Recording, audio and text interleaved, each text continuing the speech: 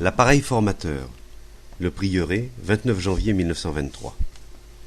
J'ai compris, par diverses conversations, que l'on se fait une idée fausse au sujet de l'un des centres, et cette idée fausse est la source de beaucoup de difficultés. Il s'agit du centre de pensée et de ses rapports avec notre appareil formateur. Toutes les impulsions provenant des centres sont transmises à l'appareil formateur et toutes les perceptions des centres se manifestent également à travers l'appareil formateur. Celui-ci n'est pas un centre mais un appareil. Il est relié à tous les centres. Les centres à leur tour sont reliés les uns aux autres, mais par des connexions d'une sorte particulière. La possibilité de communication des centres les uns avec les autres est déterminée par un certain degré de subjectivité et par le niveau de force des associations.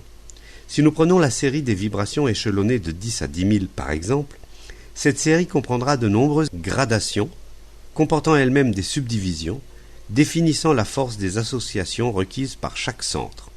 Seules les associations surgissant dans un centre avec une certaine force appellent les associations correspondantes dans un autre centre, et alors seulement une impulsion est donnée aux connexions correspondantes dans cet autre centre.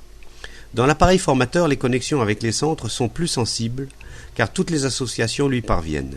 Toute impulsion locale, toute association survenant dans les centres déclenche des associations dans l'appareil formateur. Quant aux connexions entre les centres, leur sensibilité est déterminée par un certain degré de subjectivité. C'est seulement si l'impulsion est assez forte que le rouleau correspondant dans un autre centre peut être mis en marche. Cela ne peut se produire que sous une impulsion très forte d'une vitesse particulière dont le tempo s'est déjà établi en vous. Les dispositifs de fonctionnement de tous les centres sont les mêmes. Chacun de ces dispositifs en comporte un grand nombre de plus petits, tous prévus pour un genre particulier de travail. Ainsi, les centres ont tous la même structure, mais leur essence est différente. Les 4 centres sont composés d'une matière animée, mais la matière de l'appareil formateur est inanimée. L'appareil formateur est simplement une machine, tout comme une machine à écrire qui transmet chaque frappe. Illustrons cela au moyen d'une analogie. Représentez-vous l'appareil formateur comme un bureau où se trouve une dactylo. Chaque document reçu lui parvient, chaque client qui entre s'adresse à elle. Elle répond à tout. Les réponses qu'elle donne sont caractérisées par le fait qu'elle-même n'est qu'une employée, elle ne connaît rien. Mais elle a reçu des instructions. Elle a sur ses rayons des livres, des dossiers et des dictionnaires. Si elle a les éléments nécessaires pour se procurer un renseignement particulier, elle répond en conséquence. Si elle ne les a pas, elle ne répond pas. Par ailleurs, l'usine est dirigée par 4 associés, installés dans 4 bureaux différents. Ces associés communiquent avec le monde extérieur par l'intermédiaire de la dactylo. Ils sont reliés à son bureau par téléphone. Si l'un d'eux lui téléphone pour lui dire quelque chose, elle doit le transmettre. Mais chacun des autres directeurs a un code différent. Supposons que l'un d'entre eux lui adresse un message à transmettre avec précision. Étant donné que ce message est codé, elle ne peut le transmettre tel quel, car un code résulte d'une convention arbitraire. Elle possède dans son bureau quantité de clichés, de formulaires, de fiches qui se sont accumulés au cours des années. Suivant la personne avec qui elle est en contact, elle consulte un livre, décode le message et le transmet. Si les directeurs veulent se parler l'un à l'autre, ils n'ont pas de moyen de communication entre eux. Ils sont bien reliés par téléphone, mais ce téléphone ne peut fonctionner que par beau temps et dans des conditions de calme et de silence qui sont rarement réunies. Comme ces conditions sont peu fréquentes, ils se font parvenir leur communication par l'intermédiaire du standard, c'est-à-dire par le bureau de la dactylo. Mais chacun d'eux a son propre code et c'est encore à la dactylo qu'il incombe de les déchiffrer et de les rechiffrer. Ce décodage dépend donc d'une employée qui n'a aucun intérêt dans l'affaire et ne s'en soucie nullement. Aussitôt que son travail quotidien est terminé, elle rentre chez elle. Son décodage dépend de la formation qu'elle a reçue. Les dactylos peuvent avoir des formations différentes. L'une peut être une sotte, l'autre une véritable femme d'affaires. En fait, il existe une routine bien établie dont le bureau et la dactylo s'y conforment. Si elle a besoin d'un certain code, elle doit choisir un cliché. Aussi utilise-t-elle celui des clichés qui est le plus courant et qui se trouve à portée de sa main. Ce bureau est un bureau moderne où le travail de la dactylo est grandement facilité. Elle est rarement obligée de se servir d'une machine à écrire car elle a à sa disposition de nombreuses inventions mécaniques ou semi-mécaniques. Par exemple, pour chaque demande de renseignement, il existe des étiquettes toutes prêtes qui peuvent être apposées instantanément. Ici, bien entendu, il faut encore tenir compte du caractère typique de presque toutes les dactylos. Ce sont généralement des jeunes filles aux dispositions romantiques qui passent leur temps à lire des romans ou à s'occuper de leur correspondance personnelle. La dactylo est d'habitude coquette. Elle se regarde à chaque instant dans la glace, elle se poudre, elle s'occupe de ses affaires à elle, car ses patrons sont rarement là. Il lui arrive souvent de ne pas saisir exactement ce qui lui est dit, et distraitement, elle appuie sur un mauvais bouton qui libère un cliché à la place d'un autre. Qu'est-ce que ça peut bien lui faire? Les patrons viennent si rarement. Les directeurs qui passent par son intermédiaire pour communiquer entre eux font de même pour communiquer avec les gens de l'extérieur. Tout ce qui entre et qui sort doit être décodé et recodé. C'est elle qui déchiffre toutes les communications entre les directeurs et les rechiffre avant de les diriger vers leur destination. Il en est de même pour le courrier reçu. S'il est adressé à l'un des directeurs, elle doit le lui transmettre dans le code approprié. Mais elle fait souvent des erreurs. Elle transmet quelque chose qui a été rechiffré de travers, et celui qui reçoit le message n'y comprend rien. Voilà une image approximative de l'état des choses en nous. Ce bureau, c'est notre appareil formateur. Et la dactylo, c'est notre éducation, avec ses conceptions automatiques, les clichés locaux, les théories, les opinions qui ont été formées en nous. Cette jeune fille n'a rien de commun avec les centres, même pas avec l'appareil formateur. Mais elle travaille à cet endroit et je vous ai expliqué ce qu'elle représente. L'éducation n'a rien à voir avec les centres. L'enfant est élevé ainsi. Si quelqu'un vient te serrer la main, tu dois te tenir de cette manière. Tout cela est purement mécanique. Si on fait ceci, il faut le prendre comme cela. Et une fois fixé, les choses ne changent plus. Un adulte n'est pas différent. Si quelqu'un marche sur son corps au pied, il réagit toujours de la même façon. Les adultes sont comme des enfants. Les enfants sont comme les adultes. Tous également, ils réagissent. La machine fonctionne et fonctionnera de la même manière dans 1000 ans d'ici. Avec le temps, une multitude de fiches s'accumulent sur les rayons du bureau. Plus un homme vit longtemps, plus il y a de fiches.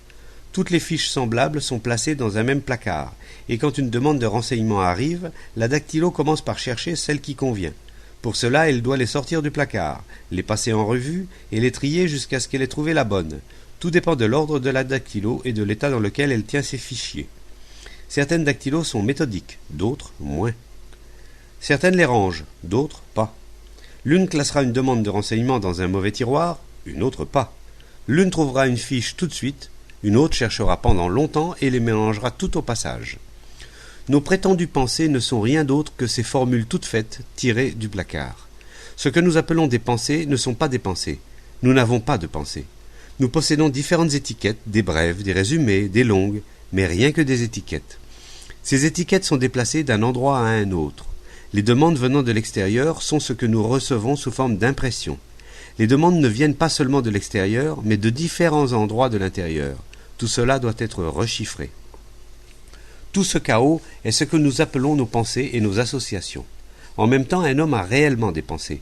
Chaque centre pense. Ces pensées, lorsqu'elles existent et qu'elles atteignent l'appareil formateur, l'atteignent seulement sous forme d'impulsion et sont alors reconstituées.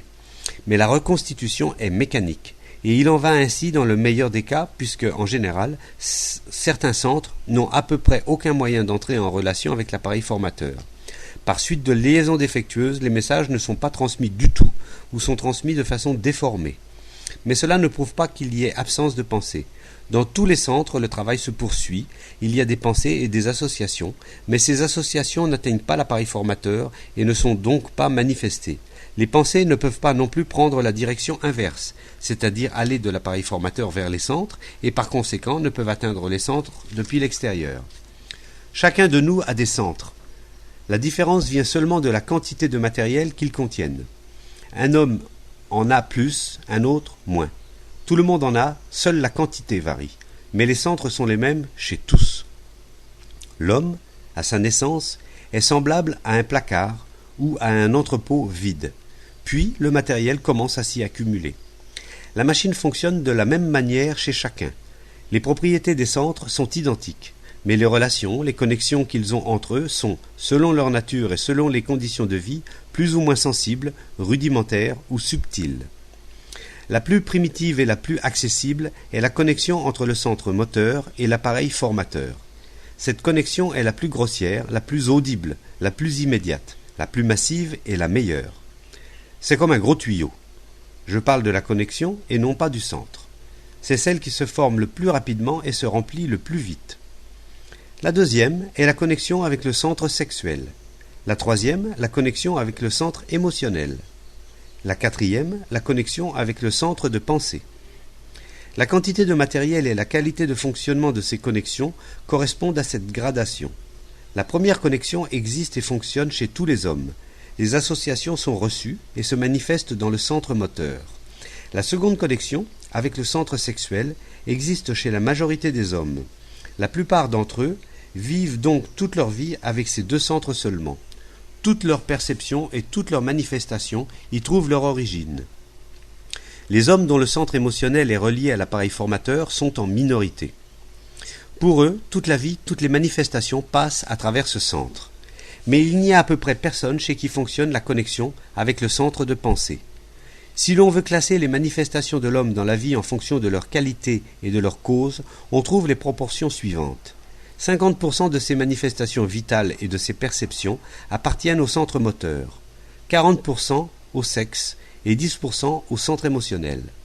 En dépit de quoi, nous semblons attacher une grande valeur aux manifestations du centre émotionnel et nous donnons des noms ronflants à leur flux et reflux. Nous les portons au nu. Encore avons-nous envisagé le meilleur des cas. Pour nous, les choses sont bien pires.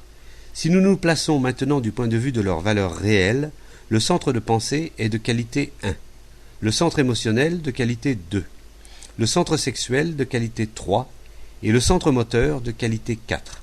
Nous n'avons alors au mieux que très peu de la deuxième qualité, davantage de la troisième et beaucoup de la quatrième. Mais en fait, plus des 3/4 de nos manifestations vitales et de nos perceptions se produisent sans connexion aucune, entièrement à travers cette employée à gage qui, lorsqu'elle s'en va, ne laisse derrière elle qu'une machine. J'ai commencé par une chose et terminé en parlant d'une autre. Revenons à ce que je voulais dire de l'appareil formateur. Je ne sais pas pour quelle raison ceux qui assistent à mes conférences appellent cet appareil un centre. Pour comprendre ce qui va suivre, il est nécessaire de bien préciser que ce n'est pas un centre. Bien qu'il soit situé dans le cerveau, c'est un simple organe. Chaque centre a une existence définie, indépendante, spécifique. Selon la qualité de sa matière, chacun d'eux peut être appelé une entité individuelle, une âme. Du point de vue de la matérialité et conformément à la loi de cohésion, l'appareil formateur est d'ordre organique. Dans les centres, les associations, les influences et l'existence même sont psychiques, tandis que toutes les propriétés, toutes les qualités et l'existence de l'appareil formateur sont organiques. À ceux qui ont entendu parler des différentes densités d'intelligence, je peux dire que le centre sexuel et le centre moteur ont chacun une densité correspondante d'intelligence, tandis que l'appareil formateur n'en a pas. L'action de ces centres, aussi bien que leurs réactions, sont psychiques, tandis que dans l'appareil formateur, elles sont matérielles. En conséquence, nos prétendues pensées, si la cause et l'effet de ces pensées se situent dans l'appareil formateur, sont matérielles. Quelle que soit la brillante variété de notre pensée, quelque étiquette qu'elle porte, quelque air qu'elle se donne, de quelque nom qu'elle se pare, sa valeur est simplement matérielle. Et ce qui est matériel, c'est par exemple le pain, le café, le lait que quelqu'un a marché sur mon corps au pied, le fait de regarder du côté droit ou droit devant soi, de me gratter le dos, et ainsi de suite. Si ce matériel, par exemple la douleur des corps aux pieds, n'existait pas, il n'y aurait pas de pensée. Pensée. Pensée. Pensée.